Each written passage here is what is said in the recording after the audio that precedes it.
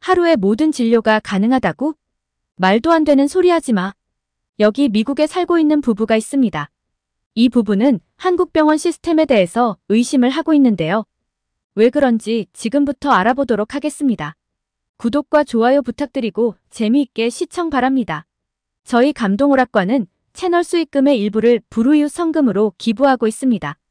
이 사연은 해외 커뮤니티 자유 게시판에 올라온 사연을 발췌하여 각색하였습니다. 안녕하세요. 저는 미국에 살고 있는 비앙카라고 합니다.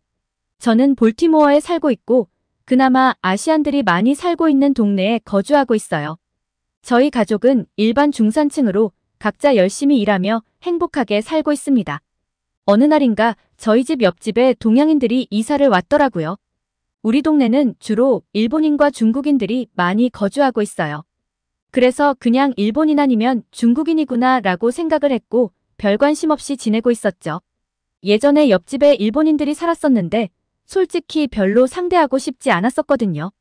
왜냐면 일본인들이 다 그런지는 몰라도 항상 저희 집 쪽에 뭐가 넘어오게 설치를 한다거나 같이 어울려서 저녁이라도 먹어보려고 치면 어찌나 이기적이던지 본인들 위주로 모든 게 정해지더라고요. 그래서 몇 번 같이 어울리다가 안 만나게 되었어요.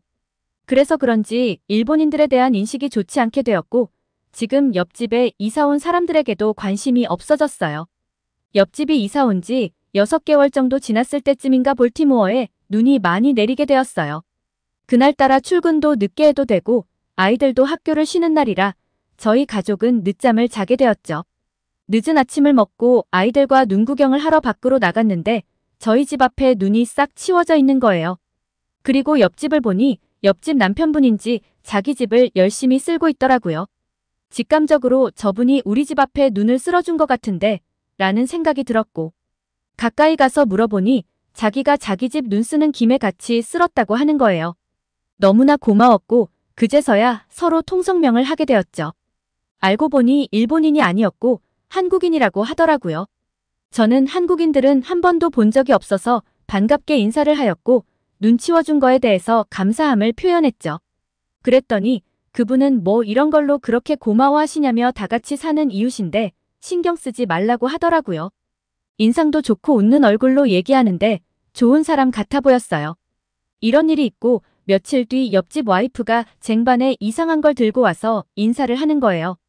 저는 옆집 남편분이 집 앞 눈을 치워준 것도 있고 해서 잠시 들어오라고 했죠.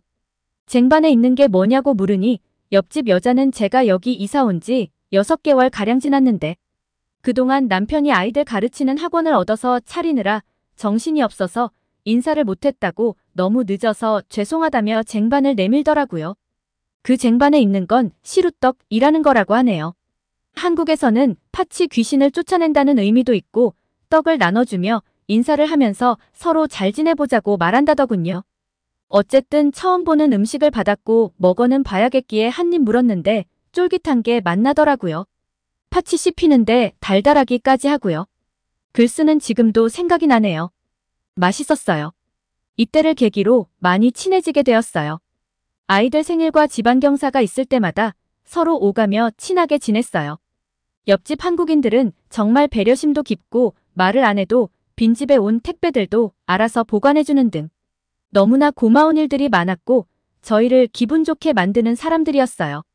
볼티모어는 우리가 사는 동네는 치안이 좋긴 한데 불과 2블럭만 더 가도 빈민가가 나오고 가끔 총소리도 들려요.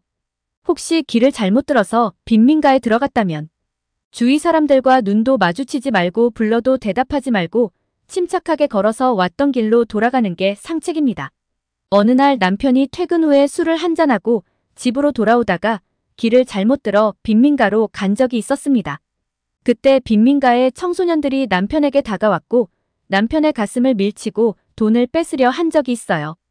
때마침 그 앞을 운전해서 지나가던 옆집 남자분이 그걸 보고 차에서 내려 남편을 구해준 적이 있어요. 옆집 남자는 키 185cm 정도의 건장한 사람이었고 직업이 태권도 학원 사범이었더라고요. 옆집 남자는 용기 있게 그 청소년들에게 다가갔고 발차기 몇 번 보여주니 다 도망갔다고 하더라고요. 미국 사람들은 태권도하고 아시아 무술을 보면 좀 무서워하는 게 있긴 하거든요. 저희는 옆집 부부에게 너무 고마워서 저녁 식사도 초대하고 선물도 준비해서 주고 그랬어요. 정말 어떻게 이런 이웃을 만났는지 전 운이 참 좋은 사람이라고 생각할 정도였어요. 그런데 남편은 그날 이후에 자꾸 가슴 쪽이 아프다고 하더라고요. 호흡도 잘 안 된다고 하고요. 그래서 병원을 가보려고 하는데 미국은 의료 시스템이 비싼 보험을 든 사람들에게만 편한 의료 시스템이라서 저희는 고생을 했어요. 저희는 일반 중산층이라 비싼 보험에 가입은 못했고 그냥 보통 수준의 의료보험에 가입되어 있었어요. 병원을 가려고 예약을 어렵게 해서 동네 패밀리 닥터를 만나러 갔어요. 그 다음 패밀리 닥터가 진단을 해준 후 스페셜리스트를 잡아주는데 스페셜리스트는 제가 선택할 수 있는 건 아니고 패밀리 닥터가 찾아서 예약을 따로 걸어준답니다. 그러면 3에서 4일 정도 시간을 기다려야 스페셜리스트에게 연락이 오게 돼요. 그러면 그 다음 코스 병원으로 방문이 가능해요. 그리고 피검사와 엑스레이 검사 예약을 잡는데 이때 피검사하고 엑스레이 검사하는 곳은 또 따로 있어서 동네에서 검색을 마친 후 찾아가야 합니다. 이렇게 예약까지 하고 가도 대기가 정말 많고 시간이 엄청 걸린답니다. 결과도 3, 4일 후에 스페셜리스트한테 전달이 되면 그때 가서 결과를 들으라고 해요. 이렇게 1~2주가 지나야 제대로 된 처방을 받을 수 있답니다. 이때 남편의 병명이 외상성 기흉이라고 나왔어요. 그때 청소년들에게 잘못 맞아서 그렇게 된 것 같더라고요. 일주일 정도 입원해서 치료를 받게 되었습니다. 다행히 심각한 건 아니라서 치료는 잘했는데 병원비가 $8,000 가까이 나온 거예요. 그렇게 여유로운 생활을 못하는 저희에게는 너무나 큰 돈이었죠. 그래도 치료는 잘 됐다고 하니 다행이라 생각하고 병원비를 지불하고 퇴원하였어요. 어쨌든 더 심각한 상황이 안 되게 도와준 옆집 한국인 남편분께 너무나도 고마웠죠. 옆집 한국인 남자분 이름은 기훈이라고 해요. 저희 가족과 기훈 가족은 오며 가며 친하게 지냈고 아이들이 또래라 아이들끼리도 엄청 친하게 지냈어요. 기훈 아들은 인사성이 정말 좋고 기본적으로 인성을 잘 갖춘 아이였어요. 그래서 우리 집에 놀러 올 때마다 너무 이뻐서 맛있는 거를 많이 해주었죠. 절대 우리 아들과 싸우는 일도 없고 맛있는 거 먹고 나면 고맙다며 설거지까지 하는 아이였어요. 배려심이 넘치는 가족이었어요. 저는 기훈 가족을 만나고부터 다른 곳을 가는 일이 있어도 한국인들을 만나게 되면 무척 반가웠어요. 만나는 한국인마다 저희에게 신뢰를 범하거나 아나무인인 사람들은 한 번도 본 적이 없네요. 한국인들은 대부분 인성이 잘 갖춰진 사람들이라고 생각합니다. 기훈 가족이 이사 오고 4년 정도 지난 시점에 기훈 가족이 다시 한국으로 돌아가야 한다고 하는 거예요. 저는 너무나 아쉬웠어요. 몇 번을 꼭 가야 하냐고 묻고 또 물었죠. 한국에 계신 기훈의 아버지가 나이가 있으셔서 하시던 사업을 못하게 되었다고 기훈이 가서 그 사업을 돌봐야 한다고 하네요. 저의 아들은 몇 날 며칠을 우울했습니다. 기훈 아들과의 추억이 너무나 많았거든요. 우리 아들이 사실 학교에서는 그렇게 친구를 잘 사귀지 못했었는데 기훈 아들을 만나고 나서부터 엄청 밝아졌었거든요. 아쉬운 게 한두 가지가 아니었지만 어쩔 수 없었죠. 그렇게 시간이 흘러 기훈 가족은 한국으로 돌아가게 되었어요.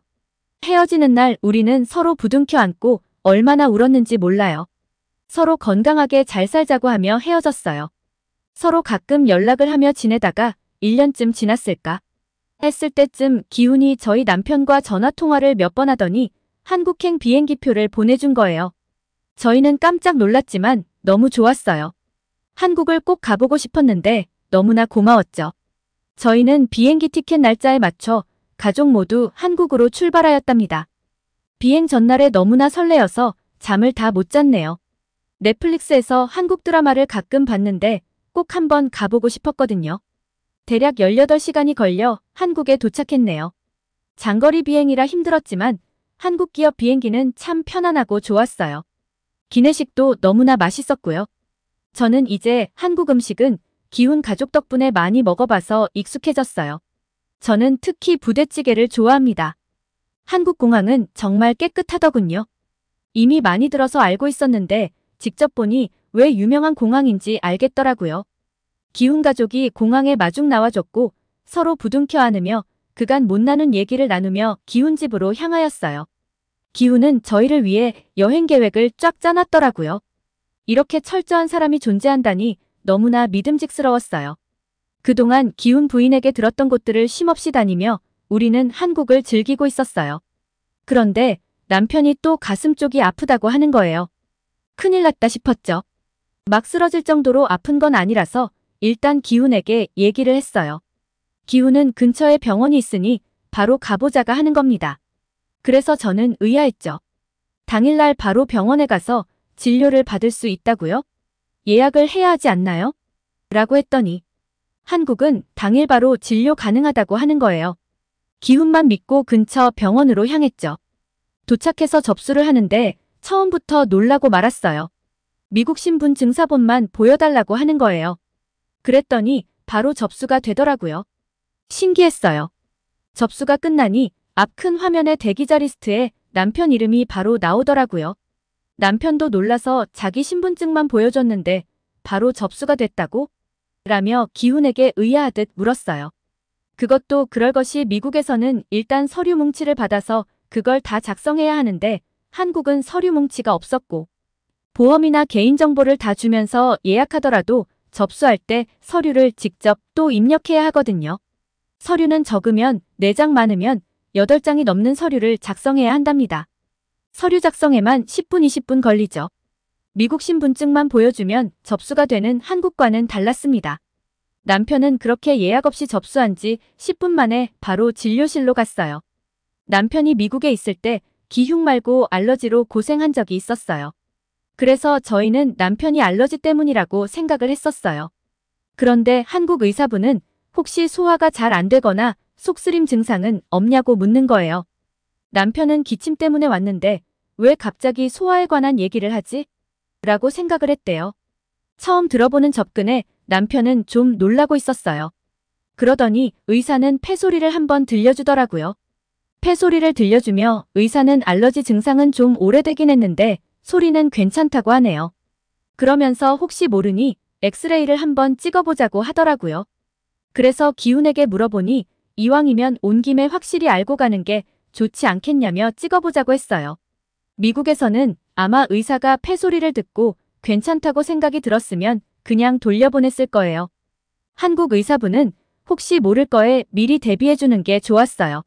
그리고 나서 진료실을 나오는데 남편은 오늘 당일에 바로 의사를 본 게 너무 신기하고 기다린 지 5분도 안 돼서 진료실로 들어갔다는 게 믿기지 않는다고 하더라고요. 더군다나 의사 만난 지 몇 초도 안 돼서 바로 본론으로 들어갔다는 것도 미국에서는 있을 수 없는 일이죠. 잠시 후 간호사분이 오더니 바로 엑스레이를 찍으러 가야 한다는 거예요. 저는 소리쳤죠. Right now? 바로 여기서 찍는다고요? 왜냐면 미국은 이 병원을 나가서 엑스레이 촬영소를 찾아서 엑스레이를 찍어와야 하거든요. 결국 우리는 몇 주가 걸리는 기다림이나 이동 없이 한 건물에서 금방 엑스레이까지 찍게 되었네요. 한국은 미국과는 다르게 쉽고 간단하고 절차가 투명해서 그런지 남편 얼굴이 밝아졌어요. 엑스레이를 찍고 나와서 우리는 기훈에게 수고했다고 가자고 했더니 기훈은 금방 결과가 나오니 의사 선생님을 다시 보고 가야 한다는 거예요. 정말 놀라움의 연속이네요. 볼티모어에서는 엑스레이 찍으면 4일을 기다려야 하고 결과도 이메일로 받거든요. 와우! 정말 놀랍네요. 의사 선생님을 다시 보러 들어갔고 진단 결과는 역류성 식도염으로 보여진다네요. 엑스레이에는 다른 특이사항은 발견이 안 되었고 유력한 가능성이 역류성 식도염이라고 판단을 하셨다고 하시네요. 일단 남편은 폐가 정상이라는 거를 알게 되어 안심이 되었고 처방도 받았으니 마음이 편해졌다고 하네요. 이제 나가야 하는데 의료보험도 없는 우리는 외국인인데 병원비가 많이 나오지 않을까 살짝 걱정을 했어요. 남편은 100만 원이 넘으면 신용카드로 하자고 했습니다. 저도 그러자고 했지요. 그걸 듣던 기훈은 아마 그 정도가 나오지는 않을 것 같다고 하네요. 기훈에게 그럼 50만 원은 넘지 않을까? 라고 반문을 했고 우리는 볼티모어에서 병원 갔던 일들을 얘기했어요. 아마도 이렇게 하루에 다 끝날 수 있는 건 위독해서 응급실에 갔어야 이뤄질 수 있는 일이라고 서로 얘기하며 웃었죠. 기훈이 계산대로 먼저 갔고 기훈이 신용카드로 계산을 해주는 거예요. 저희는 깜짝 놀라서 이러지 말라고 했죠. 저는 돈이 많이 나왔을 텐데 이건 진짜 너무 미안한 일인 것 같아 억지로 말려보았죠. 그런데 기훈이 영수증을 내밀며 29,000이라고 쓰여있는 영수증을 보여주더라고요. 알고 보니 23달러 정도 되는 돈이더라고요. 비보험인 외국인인데 어떻게 이렇게 싸게 나오는지 놀라울 따름이네요. 병원비 계산을 마치고 약국으로 약을 타러 갔어요. 병원 건물 1층에 바로 약국이 있더라고요. 약국을 따로 안 찾아도 되고 더군다나 기다리는 줄도 없어서 좋네요. 볼티모어에서는 드라이브 스루로 해도 오래 기다려야 하거든요. 한국의 의료 시스템은 말할 것도 없이 너무 환상적이네요. 저와 남편은 기훈에게 고마움을 표시하며 당장 이사 와야겠다고 농담을 했네요. 이렇게 놀라운 한국 병원을 경험하고 기훈 집으로 다시 갔고 남편은 약을 먹은 후 안정을 되찾았습니다. 우리는 다시 기훈이 짜놓은 여행 계획대로 다시 진행을 하였고 한국의 여러 곳을 돌아다니며 즐거운 여행을 했답니다. 지금은 미국에 다시 돌아와서 그때 다녔던 한국을 다시 사진과 영상으로 보고 있습니다. 너무나 행복한 시간이었네요. 누군가 옆에서 이민을 간다면 꼭 한국으로 가라고 추천해주고 싶네요. 저희는 이민을 가지는 못하지만 여행을 갈 수 있다면 무조건 한국으로 여행을 갈 겁니다. 모든 게 좋았었으니깐요. 제 얘기 끝까지 읽어주셔서 감사합니다. 여러분들 재미있게 보셨나요? 감동오락관은 여러분의 감동적이고 가슴 따뜻한 사연을 기다리고 있습니다. 구독과 좋아요는 무료이니 마음껏 눌러주세요. 여러분들의 소중한 사연을 제보해 주실 분들이 있다면 댓글이나 메일로 남겨주시면 이야기로 만들어 드리겠습니다.